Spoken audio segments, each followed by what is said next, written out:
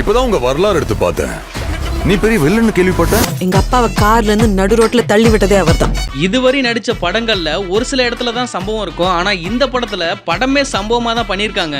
நம்ம தலை மத்த படங்களை நடிச்ச மாதிரி இல்லாம இந்த படத்துல முழுக்க முழுக்க ஒரு மாஸ் மசாலா மிக்சிங் ஆக்ஷன் மூவியை தான் நடிச்சிருக்காரு. ஸ்டோரின்னு பார்க்க போனா அந்த அளவுக்கு இந்த படத்துல ஒன்னும் இம்பார்ட்டன்ட்லாம் கொடுக்கல. மிகப்பெரிய இன்டர்நேஷனல் கேங்ஸ்டரா இருக்கக்கூடிய நம்ம தலை அஜித் அவருக்கு ஒரு குழந்தை பிறந்ததுக்கு அப்புறம் இதெல்லாம் வேணான்னு ஒதுக்கி வச்சுட்டு 18 வருஷமா ஜெயில இருப்பாரு. இனிமே எந்த தப்பும் பண்ணக்கூடாது, திருந்தி வாழணும் அப்படிங்கறதுனால தன்னுடைய பையனோட 18வது பிறந்த நாளுக்கு பாக்குறதுக்கு வராரு.